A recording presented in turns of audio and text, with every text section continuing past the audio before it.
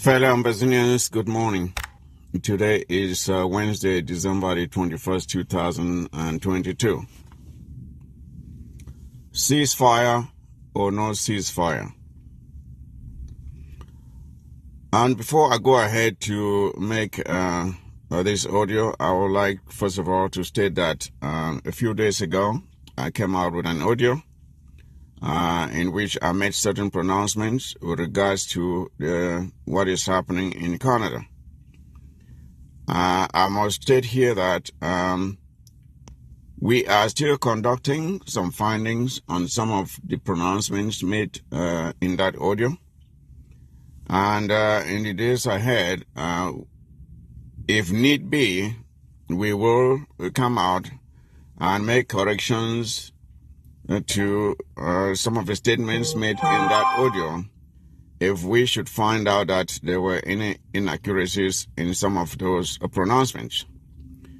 Again, if there were any inaccuracies in some of the pronouncements made in that audio, I will not hesitate to come out and make corrections to those statements. Having said that, I must state here that we have to remember who La République du Cameroun is and how well or not they have respected previous agreements with us. We all remember the famous federal structure of government which we were compelled to have with La République du Cameroun when we came together. And in the constitution that brought us together, it was clearly stated that the form of state was never to be changed or altered. Of course, we all know very well that they did not respect that. It wasn't long before the federal structure of government was dealt away with. And we remember the 1972 so-called referendum, where our forefathers were compelled to cast ballot papers that had yes and we as options. We all remember that. And even then, that was not it. That was not allowed to stay. In 1984, Paul Biya dealt away with what was then United Republic of Cameroon, single-handedly dealt away with it. He dissolved even the union, as fraudulent as it was, and brought us now what we call La République du Cameroun, which is the name they had at their independence, thus completely doing away with the federal structure of government and the United Republic, which they imposed, thus leaving us with no other option but to realize that we are by ourselves. But of course, they did not want to let us go, not because they like us so much, but rather because of what we have. We also remember that they had passed a law instituting a decentralized form of government by what they called 10 states, so-called 10 states. Since 1994, I believe, if I'm not mistaken, it's now 20-something years, and to this day, even the decentralized form of government has never been implemented. Never been implemented. We remember that so many promises of developmental projects in the southern Cameroons that have never been respected or were never executed. We remember the famous ring road, which was used as a campaign slogan every time there were campaigns, though those campaigns really didn't mean anything because the elections were always rigged. But they will come up by and promise the tarring of the ring road for so many decades, and that has never been done. We remember the Menchum hydroelectric falls project, which was promised for so many years. Nothing has ever been done. We remember the Victoria Deep Sea Port that has been promised a million times, as recent as even a year or two ago. Nothing has been done. I will not want to go naming all of them, but I'll end with these. Fellow Ambazonians, we study history in order to know our past mistakes so as not to repeat them. We study history so we will know our past mistakes in order not to repeat them. Our forefathers made mistakes, which led us into this 60-year period of enslavement under La République du Cameroon and France. We now have an opportunity or the chance to correct those mistakes, and we may never again have this opportunity again if we should fumble it. Posterity will never be kind to us if we should fail to make use of this golden opportunity we have now, because they will say we should have known better given the past experiences with La République du Cameroon. That is why every step in this process must be well scrutinized, with all the I's dotted and all the T's cut. Therefore, the question then is, ceasefire or no ceasefire? I strongly believe that any notion or idea of a ceasefire at this time is premature. Again, any idea of a ceasefire at this time is premature for the following reasons. The only reason La République is willing to come to the negotiation table at this time, if they are actually committed, is because of our military resistance and civil disobedience or demonstrations which have made our territory ungovernable. Taking that away, especially when no framework or outline of how the negotiation process will look like, is unwise. I'm saying this again.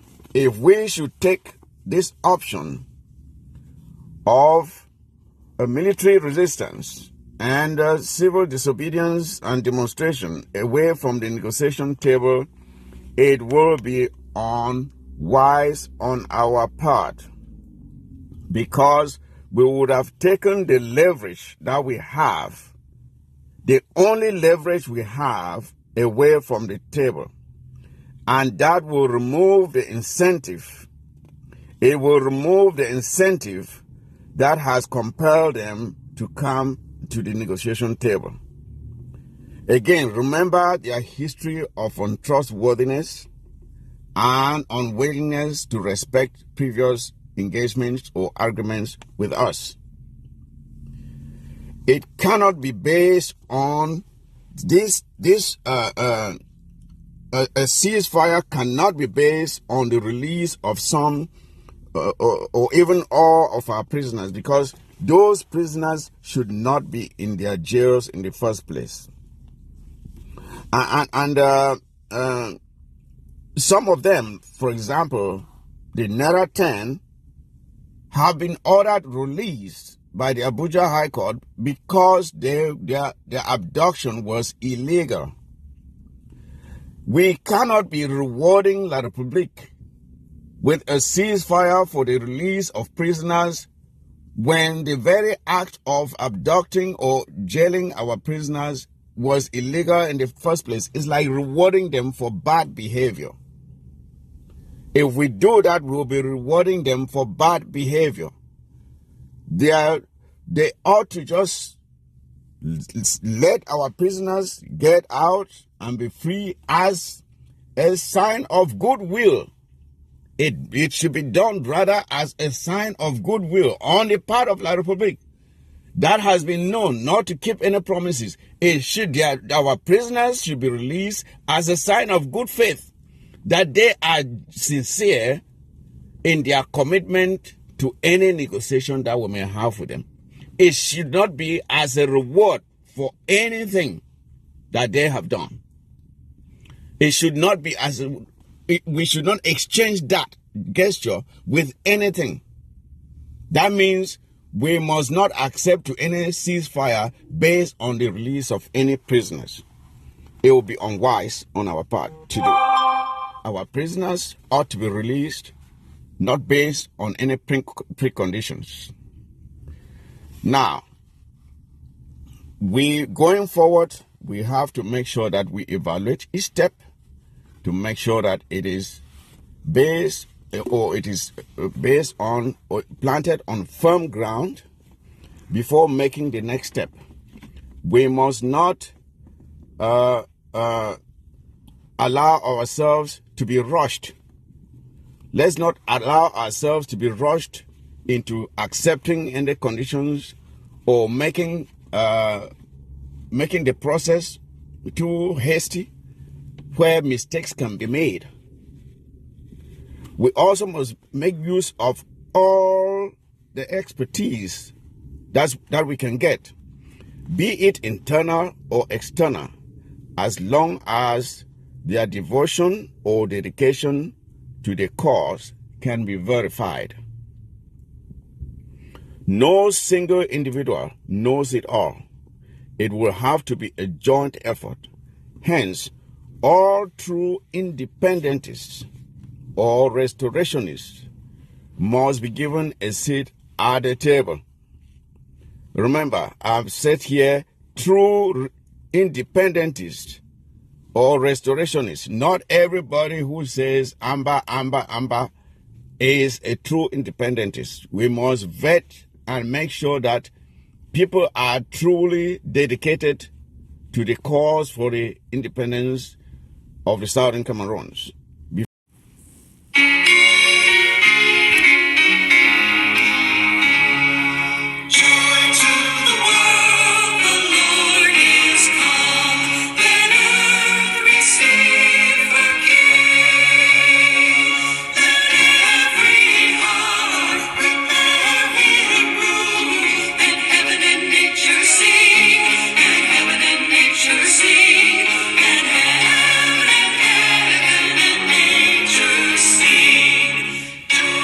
Fellow Ambazonians, greeting to everyone. This one on our 7 days for the communication team at your Restoration Council of the Great Federal Republic of Ambazonia. I want to come in for briefly salute all man and wish everybody a Merry Christmas. We know that special thanks to my colleagues at the Great Restoration Council, all the resilient, humble men and women who have stood the test of time in the Restoration Council. I'm extending personal greetings too to all those who are at the forefront trying to forge unity of the Ambazonian people. The people at the forefront, the ones at rallies, and the ones who are trying to make sure that everyone stay united against a common goal.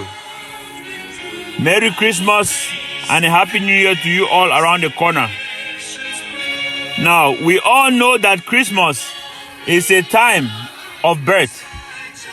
It's the birth of the hero, it's the birth of a liberator, it's the birth of the savior. As we think about birth, let us remember that these births are here to replace those who have gone before us. The fallen heroes of Ambazonia that have gone before us. We pray and hope that this new life brings new generation of strength and power to our people. I want to also take the opportunity to remind every Ambazonian that individuals die, but people live forever. Individuals die, but people will always continue to live. As long as we, the people, continue to live, we will continue to carry on the fight. Oppression, maiming, killing, and the destruction of our homeland is not going to keep us quiet or back down. Christmas, New Year, Old Year, or the future, we are going to stand up against dictatorphobia, his regime, and La République du Cameroon. So I bring you these words of hope and courage during this Christmas hour to keep your strength alive. I know that we are here working for you. No amount of lawsuits, no amount of prison time threatening, and no amount of corruption or political blackmail or geopolitical misguidedness is going to stop us. Ambazonians, you must stand up for your rights. Ambazonians, you must defend yourself. Ambazonians, you must protect yourself. Ambazonians, you must protect your homeland for the greater good of our people, because that is what God our Father wants. Again, Merry Christmas. Be strong, be resilient. I know we have the favor of the Lord. Now, na 7 days, the chairman of communication at your Restoration Council of the Great Federal Republic of Ambazonia. We are here to stay till the end. Merry Christmas to Ground Zero. Merry Christmas to Ground One. Merry Christmas to the diaspora, to the home front, to the back front, to the side front, and to all our people across the globe. May God bless you all.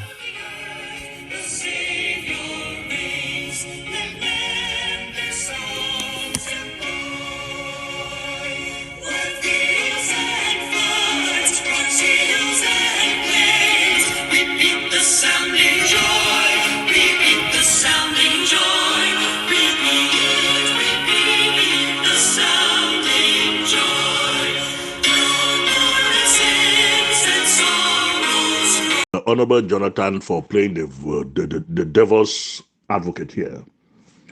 For he is like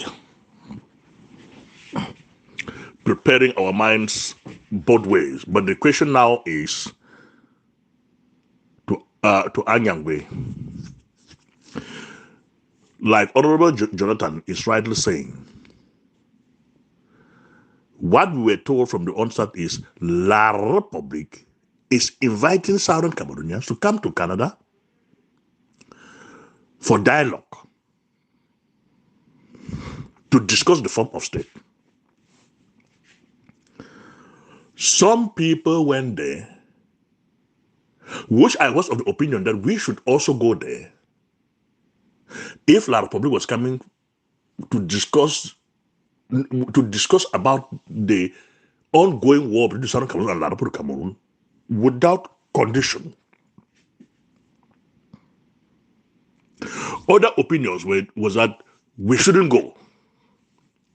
As it is often said, majority carries the vote, which I goes with that.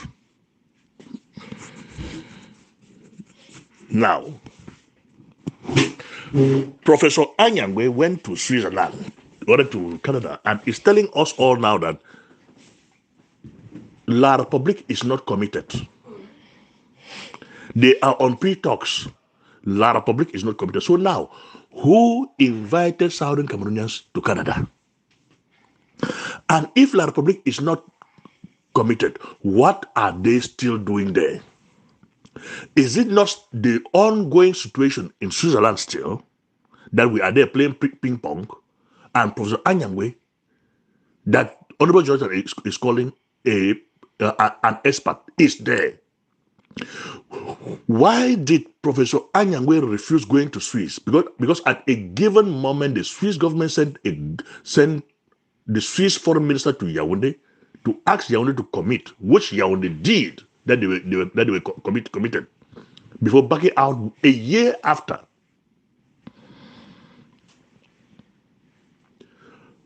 The position of many Southern Cameroonians about Swiss talks is also my position. Though I ask and advise that the Southern Cameroon should make a tactical withdrawal from the Swiss talks, which people didn't see with me then. The Swiss talks was an internationally recognized talks, which Professor Anyangwe could have gone there, for it was recommended and backed even by the United Nations and the African Union, the United States, the same Canada, which was sponsoring it. Professor Anyangwe refused to go there. How important and how convinced, even if this one in Canada was organized by La République du Cameroon and asked Canada to now invite Southern Cameroonians, how convinced was Professor Anyangwe that this was going to be that which something substantial will come out of it? That is our position. That is my position, and that is the position of many Southern Cameroonians. Is it not a disgrace that Professor Anyangwe has just gone to disgrace himself and delay Southern Cameroonians from thinking on what to do and say so far as this story is concerned? The situation that Professor Anyangwe has suddenly found himself and has placed Southern Cameroonians in is the playbook of La République, Joaf, and Muna replaying itself now. And the role which Professor Anyangwe is playing here is the role of Muna, the betrayer, the betrayer. That is the role Professor Anyangwe is playing now. That is, if it does not go the Foncha way and the Drax way, let me go and betray everybody and gain whatever. I don't know what Professor Anyangwe is going to gain out of this one now. But the role he is playing the role of Mona. Professor Anyangwe should think again. Foncha could apologize to the Southern Cameroonian people in 1993, and his apology was accepted. That of Muna was never accepted. I don't know who Anyangwe will apologize to again. But had I known, it's always too late. Anyangwe should back out of anything going on in Canada now, for it is just a delay tactic and the Muna Foncha playbook that is playing out again so far as the Southern Cameroon struggle is concerned. The complaint of La République is not committed in Canada is unacceptable. Who invited them there, and why are they still there if La République is not there and giving us the impression that something substantial or good will come out from there? Can Honorable Jonathan explain to us what they are doing there, if it is not La République that is seated there for the both parties, supervised by Canada? Are they talking? Are they there talking to themselves? Like I used to ask, why should Southern Cameroon be bothering themselves, calling themselves together to sit and talk about the form of state with La République, whether federation or whatsoever? Were Southern Cameroonians ever present when the Federation of 1961 was being decreed from La République's parliament? Were Southern Cameroonians present in 1972 when the form of state was being changed from the Federal Republic of La République du Cameroon to the United Republic of La République du Cameroon?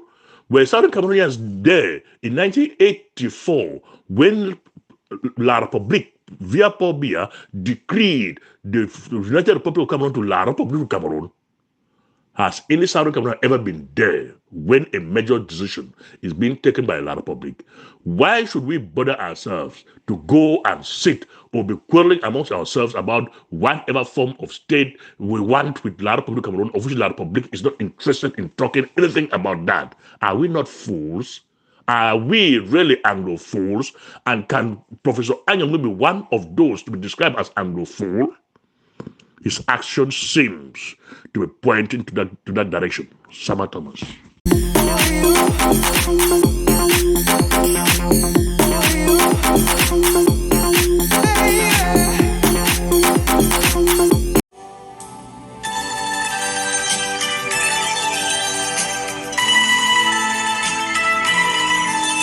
Fellow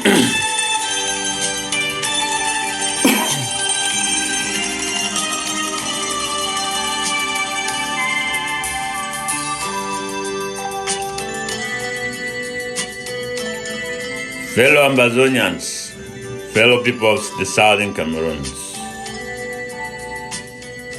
Now, on 7 days, the chairman of the communication team of the Great Restoration Council of the Great Federal Republic of Ambazonia.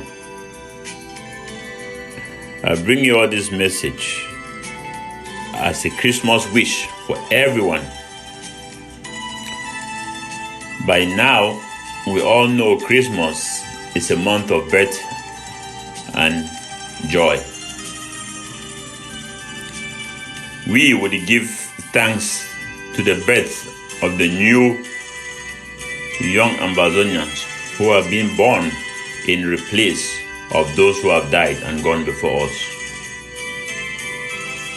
As we remember those who have died, we must have hope for the new generation and the new ones that are coming up. So as we celebrate this Christmas, a time of the birth of Christ, or the birth of the Savior, or the birth of liberators, we are also remembering the people that have gone, that they all replaced. I want to wish you all a Merry Christmas from the bottom of my heart. I also want to remind you all, on behalf of my colleagues, that individuals die, but a people will always live forever. Individuals die, but people continue to live. As long as we, the people of the southern Cameroon, continue to live, we must liberate our people. For without the people, there's no individual. And without the individual, there's no people. We care about you, and we are wishing you all a Merry Christmas and a Happy New Year around the corner. Again, on 7 days, chairman of the Restoration Council communication team of the Great Federal Republic of Ambazonia. Well wishes to all of you, no matter which side or group you belong. Merry Christmas and a Happy New Year around the corner.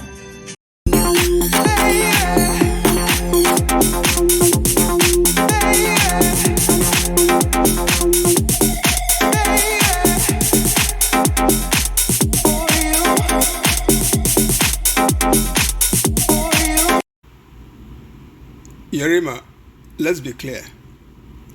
The crime of genocide is not defined by public opinion. It is not defined, it is defined by international criminal law. When you are a lawyer, as I am, you don't accept that genocide exists just because lay popular opinion claims that it exists. You accept the existence of genocide when the situation presents all the ingredients of the crime of genocide as defined by international criminal law. The general public tends to consider any killing of many people as genocide. However, your readers should know that genocide is a peculiar international crime that is defined in very specific terms by a particular international legal instrument commonly called the Genocide Convention. Under this convention, the crime of genocide requires not only that certain physical acts are committed against the victims, but also that they are committed with a specific intent. The specific intent must be to destroy a targeted group, partly or totally. In the case of the Anglophones in Cameroon, for there to be genocide, it has to be proved that any acts that are alleged to have been committed were inflicted upon any number of Anglophones with the specific intent of partially or totally destroying Anglophone Cameroonians as a group. This is a legal requirement. It does not depend on my opinion or your opinion or the opinion of any other person or group. The question as to whether genocide has been or is being committed in the northwest and southwest regions of Cameroon was hotly debated on social media last week. I participated in that debate, expressing the view that it would be difficult, not impossible, I didn't say it was impossible, but that it would be difficult to prove before a court of law that the Yaoundé regime intended specifically to destroy Anglophone Cameroonians as a group, partially or totally, as required by the definition of genocide in international criminal law. This is because Anglophones who have been living for decades in the 8 Francophone regions of Cameroon have so far not been targeted as a group since the current crisis began in 2016. At the same time, Anglophones fleeing the armed conflict in the northwest and southwest regions have sought refuge in the 8 Francophone regions that have welcomed them. These are verifiable facts. My point was that on these facts, those who claim that genocide is going on in Cameroon would find it difficult to prove specific intent to destroy Anglophone Cameroonians as a group. That is all I said. My opponents in the social media debate argued that the intent to destroy Anglophones as a group could be inferred from the atrocity acts that have been committed against some of them. Fair enough. This meant that, as commonly happens on questions of law among lawyers, two opposing viewpoints exist on this legal issue. A day will probably come when a court in Cameroon or at the international level will rule that one of these viewpoints is right while the other is wrong. While we are still waiting for that day, my opponents, including a lawyer who practices before the International Criminal Court and might therefore be expected to understand the crucial legal point that I was making, were quick to accuse me of being a genocide denier and an apologist for genocide, which they claim is taking place in the southwest and northwest regions. This is insane, but not surprising. The separatists do that all the time.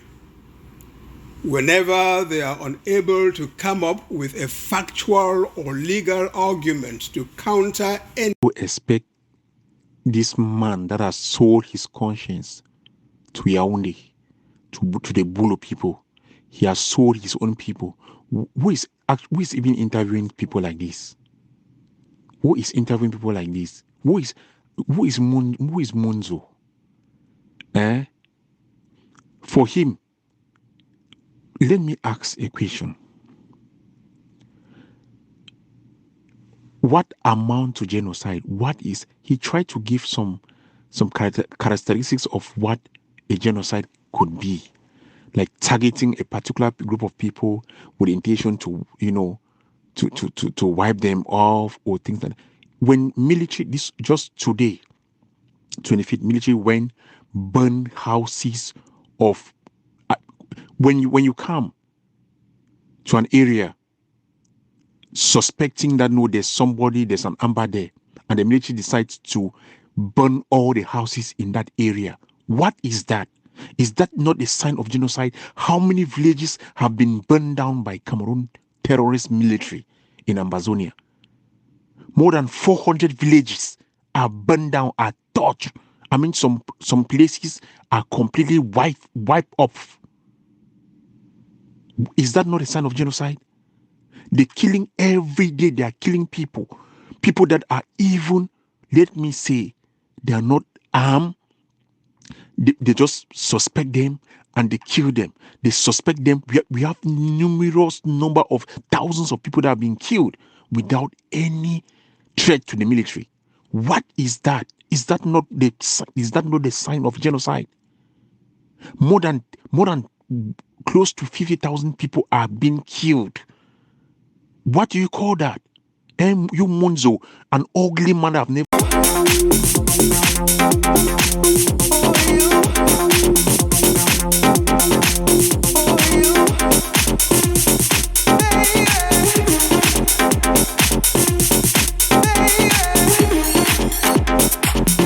Wednesday, December 21, 2022, Anno Domini. Dear Ambazonian Resistance Forces, fellow compatriots, our war of independence is being fought within a context in which there is global appetite for arms.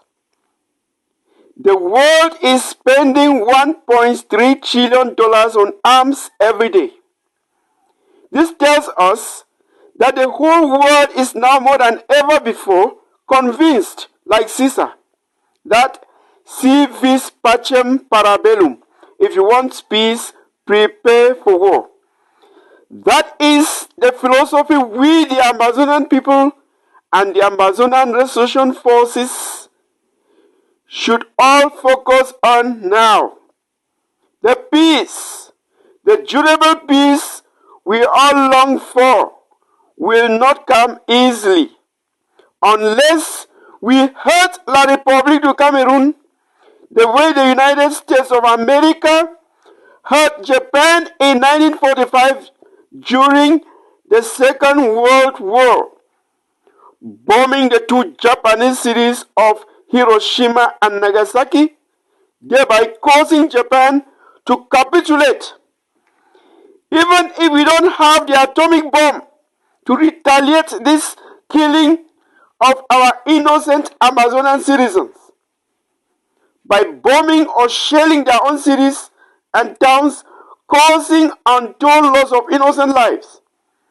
Even if we would limit the fighting to our own territory to avoid being misunderstood by the world, there shall be no peace unless we inflict La République du Cameroun with wounds that will never heal. La République du Cameroun will only go to the negotiation table when we hit them considerably. We have to knock hard. This is the time to join the world in the arms race. No amount of talking, bawling, praying, or speculating will force La République du Cameroun to the negotiation table. Let us focus on arming our Ambazonian resistance fighters to the teeth. If we could translate all the high voltage talk, insults, blame game, accusations and counter-accusations, backstabbing, manipulation into RPGs, chain cutters, improvised explosive devices, jet rays, and so on, and arm our ARF in Bui, for example, to the teeth, then the genuine liberation of our territory will commence. Why Bui? Because our ARF in Bui have proven their mantle. Because Bui is the epicenter of this war of independence. Bui County remains the crucible, the live wire, even when all other counties descend into limbo. Our Bui ARF have always sustained the fight and are still the ones sustaining the fight, though with very limited resources. Let us arm them. Let us arm Ngoke Tunja as well, where the zeal is also still very strong. Let us face the Republic of Cameroon now with ballistic missiles. Let us now cause an outright hot war in Amazonia. Let us now strike the Republic of Cameroon with a source from which the sun draws its energy. This is the only language that the senile, brain-dead dictator Paul Biya and his genocidal regime in Yaoundé will understand. This is the only formula that will force them to the negotiation table. General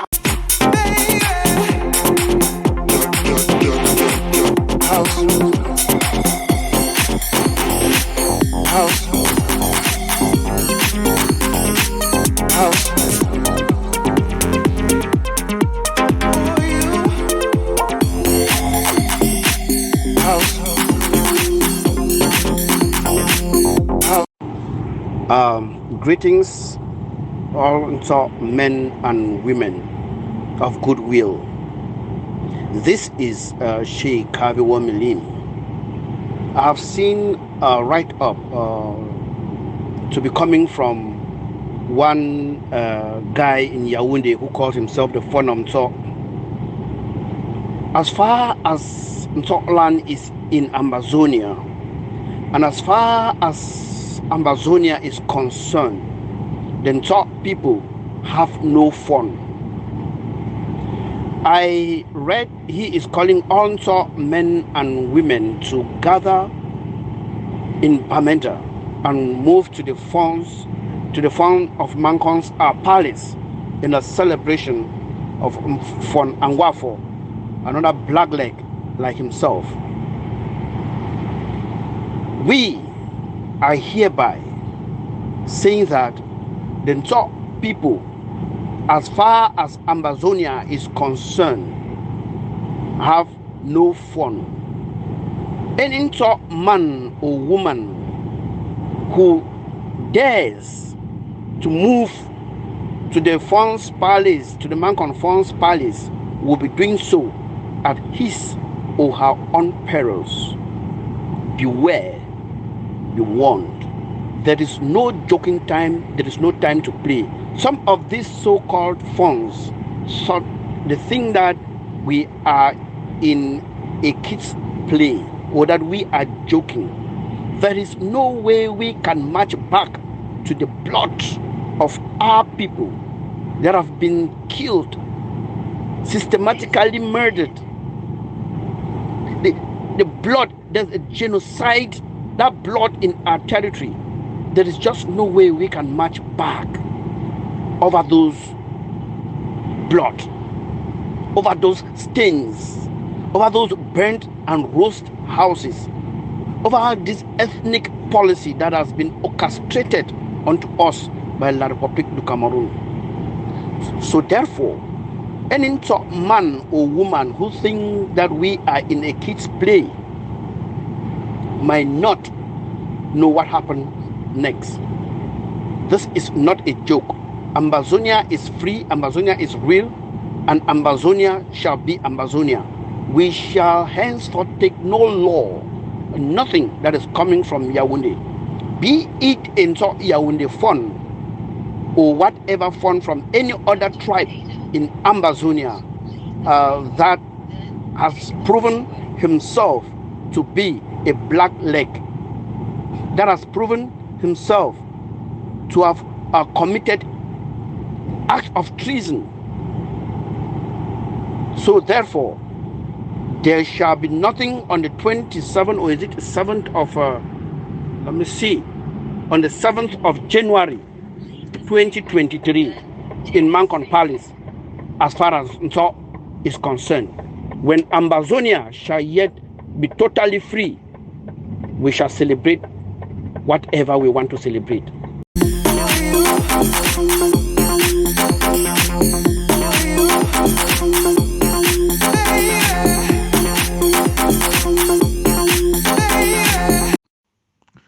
Good morning, Ambazonians.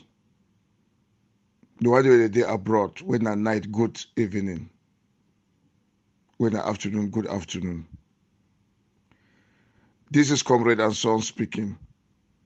I want to add my voice to what High Priest Melchizedek has spoken. How he talk about the celebration on the 7th of January, where the so-called Fund for Banso, it call all Ambazonians them. We they go join Mancon, celebrate for Mancon Palace. Fellow Ambalanders, my people, this is what you need to know. We're there for war. We're there for war. We're there for real war. War where we lost properties on daily basis. We lost properties. We lost the bed houses. They take small picking, they shoot them, they kill them without any mercy. La Republic terrorists. They take baby where no rich 1 year, shoot them, kill them with no mercy. Burn houses where big mommy they don't go farm. They come back for can enter for house. They want come, they don't burn their house. Burn that small oil, small salt, small maggi. When they come, they make small soup, they chop. Burn that bed where they even manage for sleep day. Where the colonial system don't make us say, me what people they live in poverty and misery. The smart way they use it for manage their life, this terrorist militarism, they become burn them. Fellow Ambalanders, me will not make like say we forget so soon. La République kill what people in the society disappear. My cousin disappear. Can't reach today. Since 2016, my cousin disappear. Can't reach today. We don't know side. If he be in a prison, we don't know. La République don't kill him. Go bury him. For that they could have said mass grave. Mass grave. They don't go bury my cousin for mass grave. They don't bury plenty people for mass grave. Disappear our people, bury them for mass grave.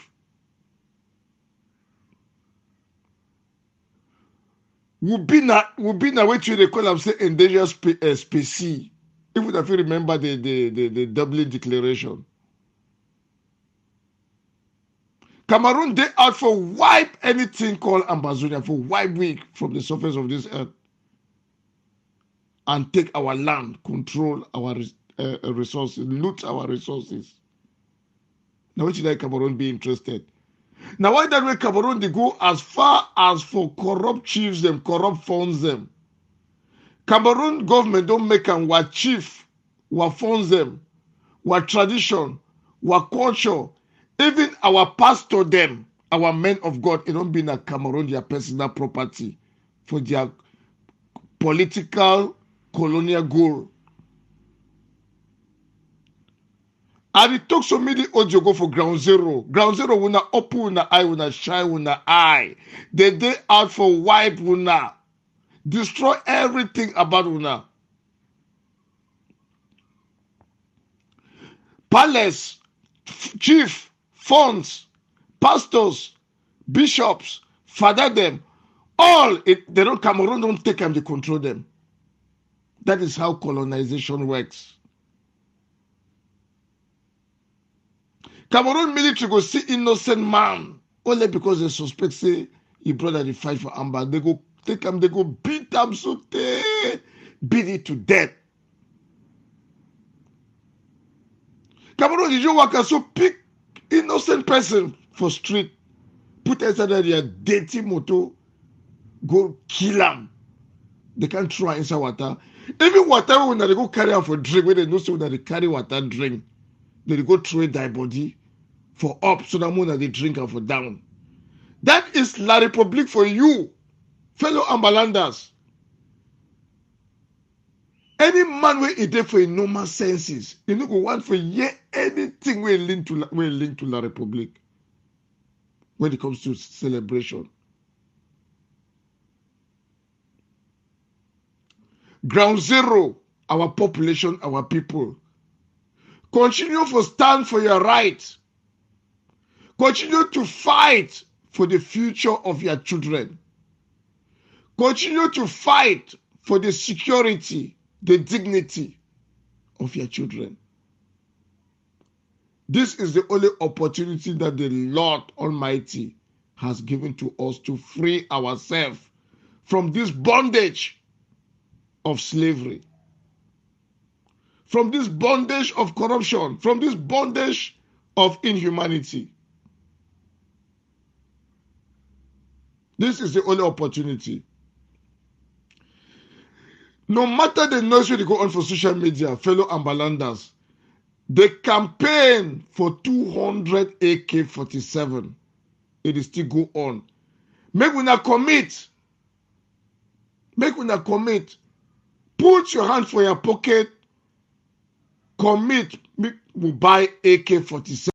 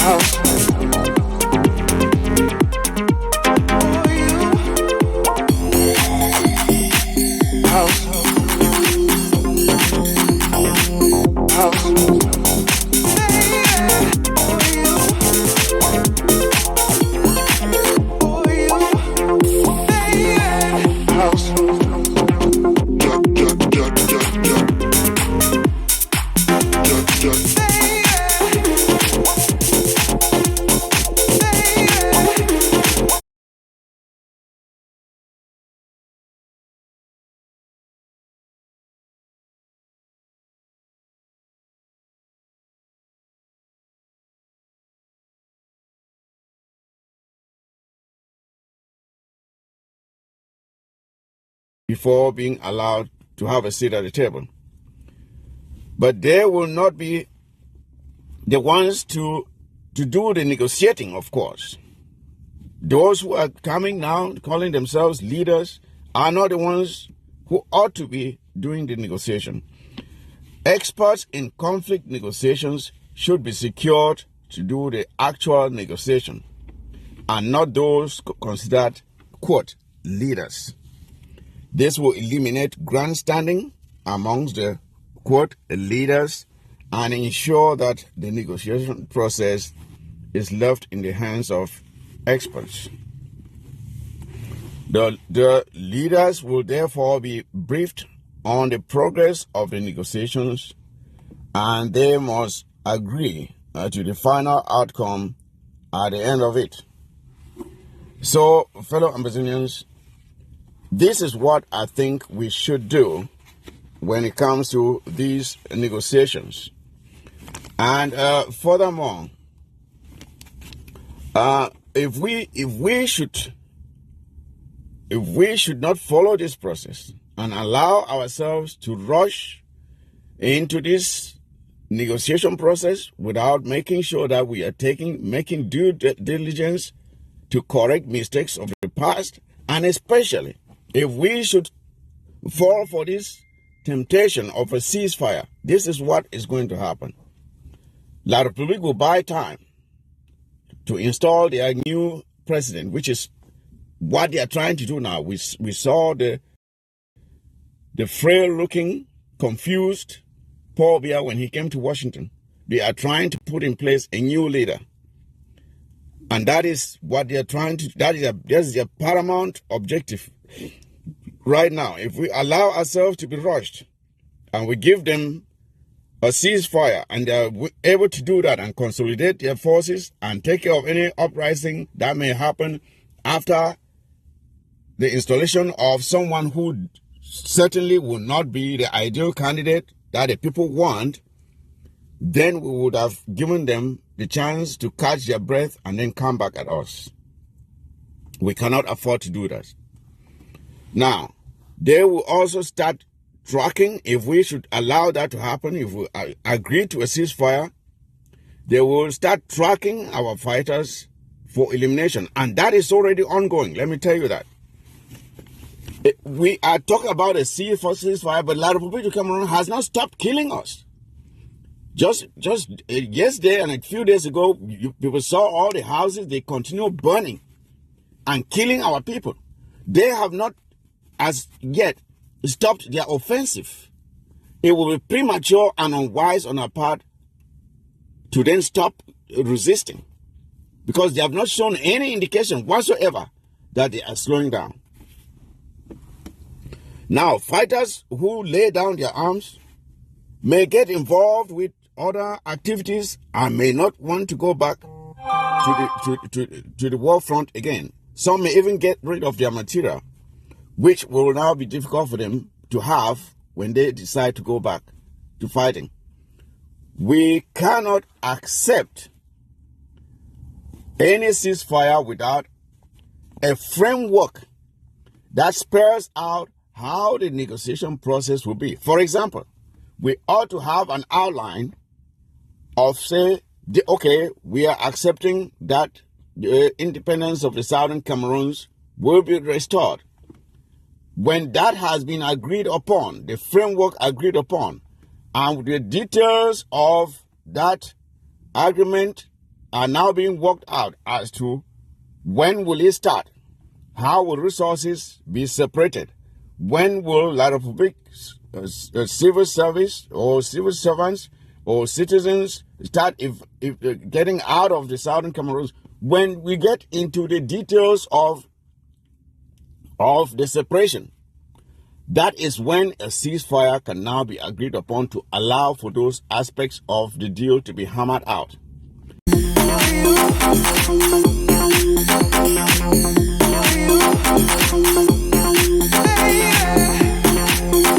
Greatness could arise once we break the shackles of the government that's holding us back. Our goal is to revive and implement the independence as well as restore the national and international personality and sovereignty of the former British-administered United Nations Trust Territory of the British Southern Cameroon.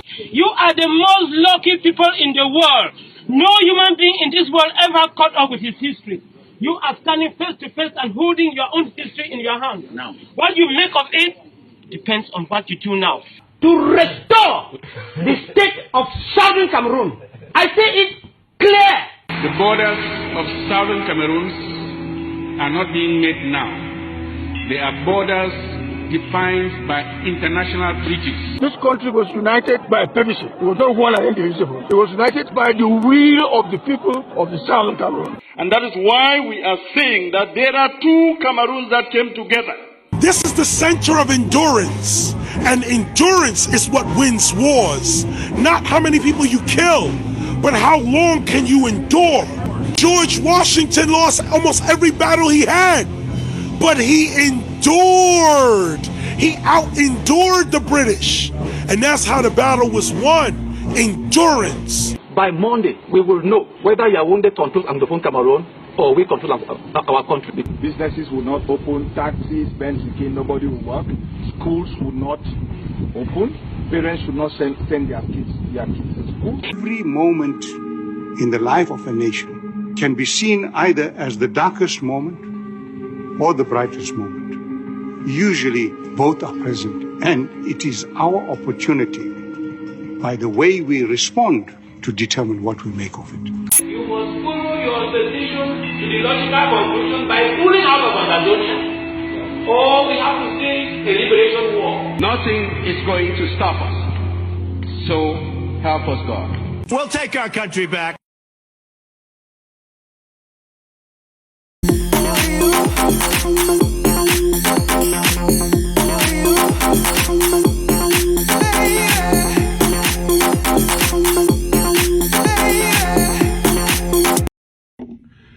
Fellow Cameroonians all over the world, this is Apostle Ernest Tabe. I have come with a heavy heart.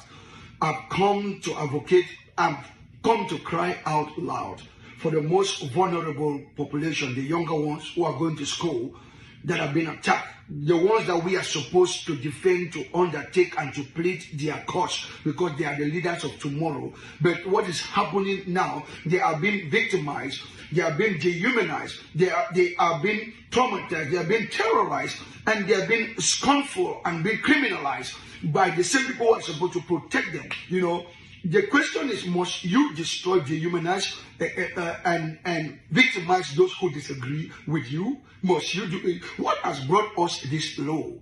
What has turned us into these animals? What is happening?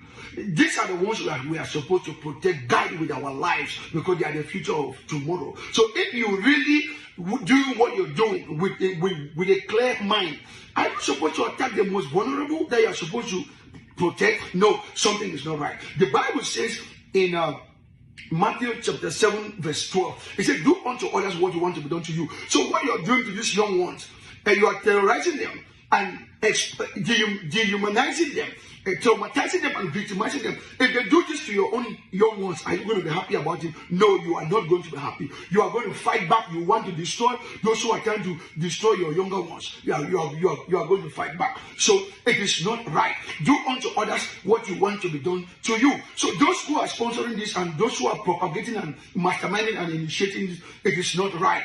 Okay? The Bible says in Philippians chapter 2 and verse 4, it says, do not only focus on your own self-interest. When you're doing something, focus on the interests of others. Look out for the interests of others. What I'm seeing now is no longer the general interest. It's self-interest. You see wickedness, you see hatred, you see jealousy, you see witchcraft, occultic and satanic manipulation over the young ones to destroy.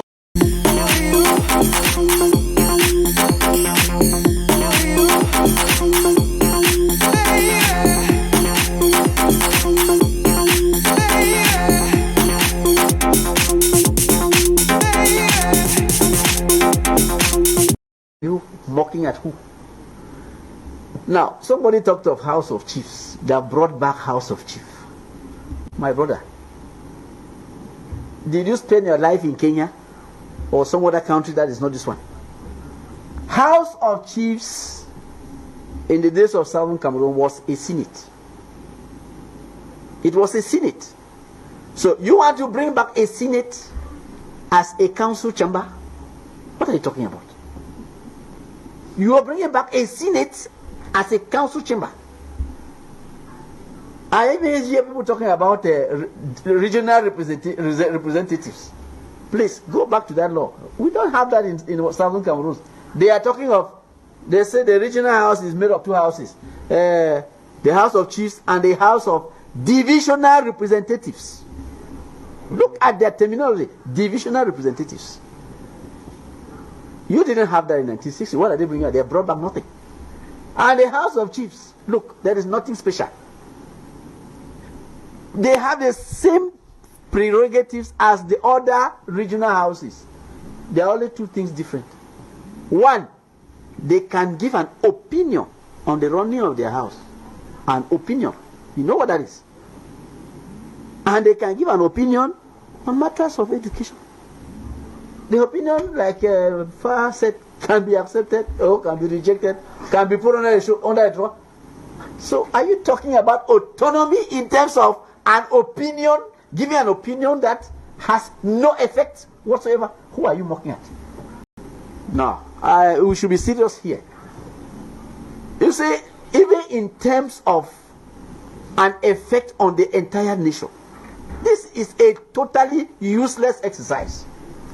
I want to agree with Mustafa because the country says Cameroon is a unitary, decentralized state. What have these people, these CPDM people, put in place?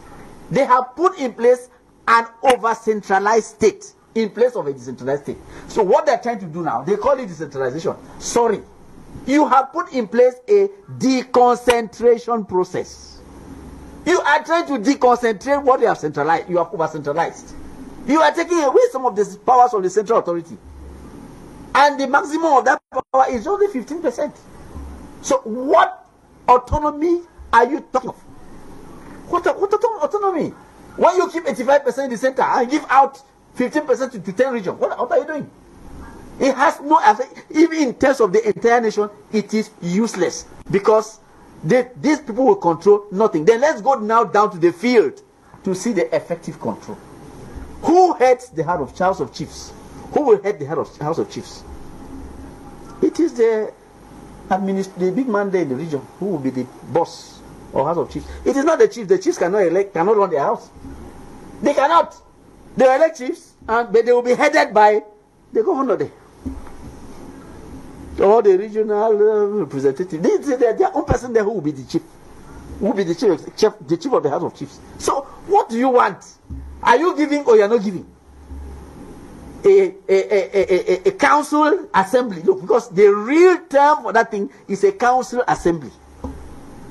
Where else in the world does this exist? A council assembly. What is the reason? What is the difference between a council sitting in a communal session and that House of Chiefs? What's the difference? It's a communal assembly. So why do you want to fool people with high-sounding words that have nothing to do? You want to replace a Senate with a communal assembly.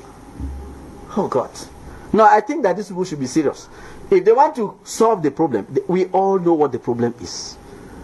Somebody made allusion, Dr. Nick here, made allusion to President Biya's statement before Mo Ibrahim. We have tried to assimilate these people and failed. And I keep clapping for Mr. Biya. I say yes, congratulations, because this man knows the problem. He did not just end there. The law on family code, which has sailed through the Senate, Article 114, he recognizes that there was there is Southern Cameroon. He recognizes it. Even in Boya, he said history will have it that Boya was the capital of Southern Cameroon. But these CPDM people, you people still, you are the ones denying that there is Southern Cameroon. When the president himself, on all occasions, says there is Southern Cameroon. But you keep denying. You keep denying. You give names. Northwest, Southwest. President says Southern Cameroon, but you say Northwest, Southwest. What is your problem? Now you say it's an old man, but the old man seems to be reasoning better than you people. I don't understand. Because he did not only just say Boya was capital of Southern Cameroon. He went ahead to say we tried to assimilate them and failed. And then not ending there. The definition of a Cameroonian, to be a Cameroonian, you must either originate from the Republic of Cameroon had of 19 on the version of 1960, or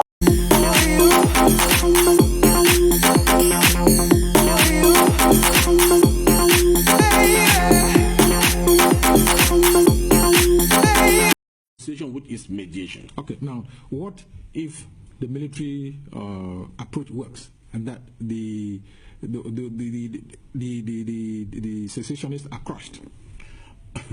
The first thing I have said is that you don't crush such a conflict. It is an ideological conflict.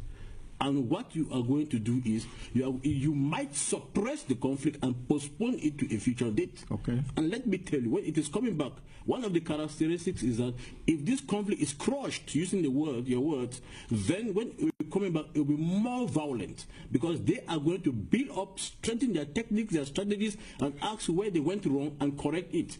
That is what happened in Sudan. It started in Sudan in 1956 until 2010. And one time it goes up, and one time it comes down. So you don't crush such a conflict. What is necessary in this conflict is to go you.